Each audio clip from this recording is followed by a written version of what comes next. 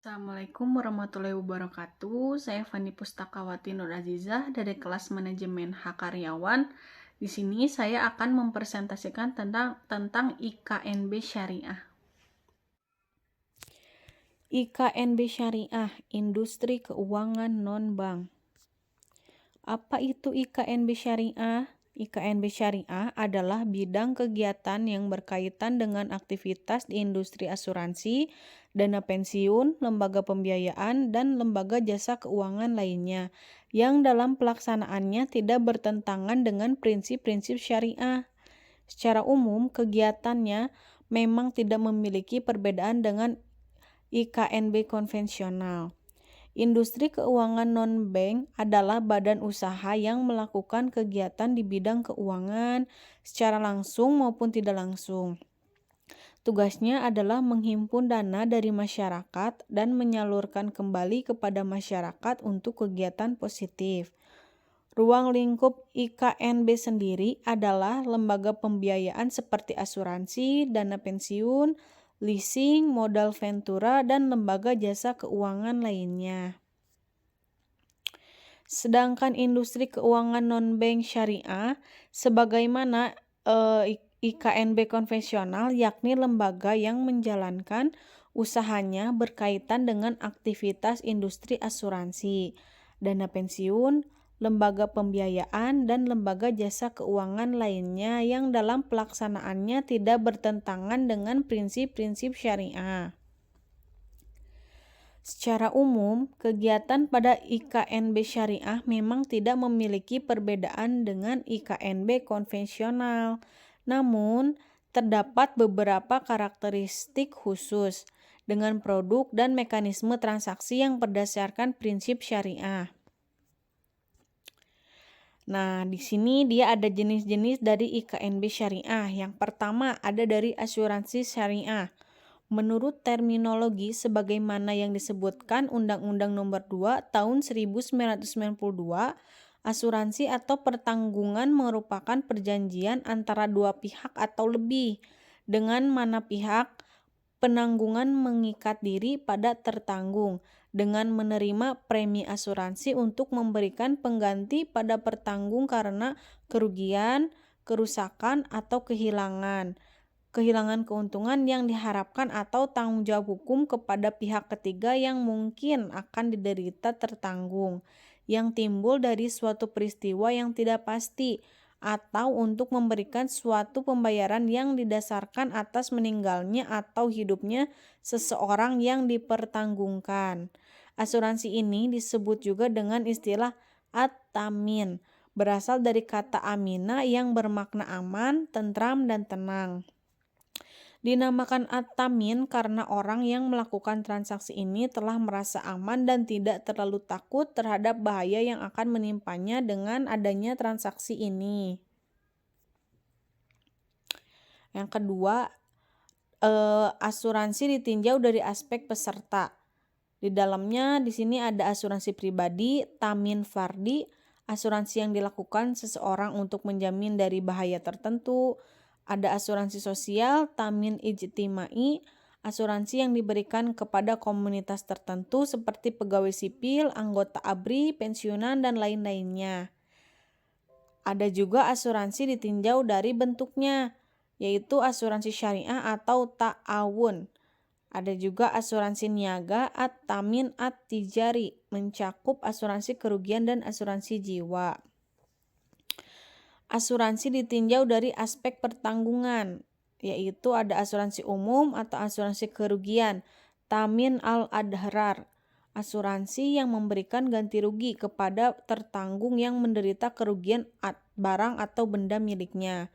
Ada juga asuransi jiwa, takminal aksas, asuransi atau sebuah janji perusahaan asuransi kepada nasabahnya. Janji tersebut adalah bahwa apabila si nasabah mengalami risiko kematian dalam hidupnya, maka perusahaan asuransi akan memberikan santunan dengan jumlah tertentu kepada ahli waris dari nasabah tersebut. Asuransi ditinjau dari sistem yang digunakan. Asuransi konvensional, asuransi syariah adalah suatu pengaturan pengelolaan risiko yang memenuhi ketentuan syariah, tolong-menolong secara mutual yang melibatkan peserta dan operator. Nah, yang kedua di sini kalau tadi tentang aspek, di sini tentang pegadaian syariah. Gadai adalah salah satu hak yang diperoleh seseorang yang berpiutang atas suatu barang bergerak yang diserahkan padanya oleh seseorang atau oleh orang lain atas namanya, dan yang memberikan kekuasaan kepada orang berpiutang itu untuk mengambil pelunasan dari barang tersebut, didahulukan daripada orang-orang yang berpiutang lainnya. Dengan pengecualian biaya untuk melelang barang tersebut dan biaya yang telah dikeluarkan untuk menyelamatkan setelah barang itu digadaikan. Dalam istilah Islam, gadai atau disebut teran diartikan sebagai perjanjian suatu barang sebagai tanggungan utang atau menjadikan suatu benda bernilai menurut pandangan syariat sebagai pinjaman atau mahrum bih. Sehingga dengan adanya tanggungan utang ini seluruh atau sebagian utang dapat diterima. Di sini ada reksadana syariah. Menurut UU Pasar Modal, reksadana adalah wadah yang dipergunakan untuk menghimpun dana dari masyarakat pemidal untuk selanjutnya diinvestasikan kembali dalam portofolio efek oleh manajer investasi.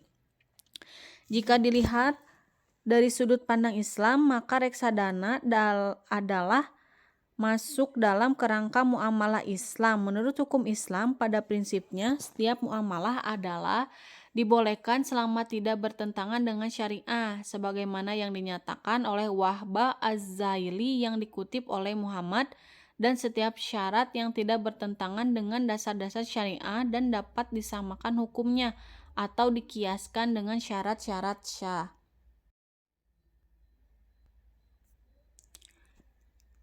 Di sini juga ada dana pensiun syariah. Pengertian perusahaan dana pensiun secara umum dapat dikatakan merupakan perusahaan yang memungut dana dari karyawan suatu perusahaan dan memberikan pendapatan kepada peserta pensiun sesuai perjanjian. Sedangkan menurut UU nomor 11 tahun 1992 tentang dana pensiun adalah badan hukum yang mengelola dan menjalankan program yang menjanjikan manfaat pensiun.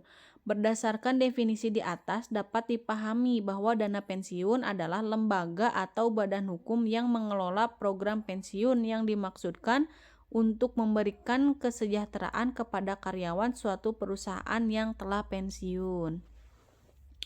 Dana pensiun dalam syariah ini adalah dana pensiun yang dikelola dan dijalankan berdasarkan prinsip syariah.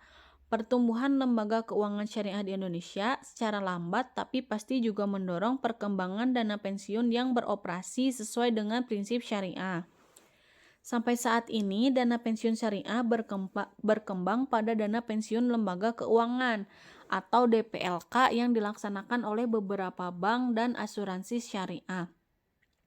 Umumnya, produk dana pensiun lembaga keuangan DPLK syariah menawarkan produk pensiun dengan konsep tabungan dan produk pensiun plus asuransi jiwa.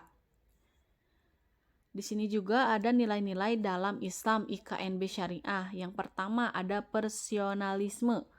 Persionalisme ini dalam pengelolaan praktek bisnis IKNB syariah diatur kriteria apa saja yang akan menjadi calon pegawai pada IKNB syariah. Di antaranya adalah mempunyai pengalaman atau keahlian di bidang jasa keuangan.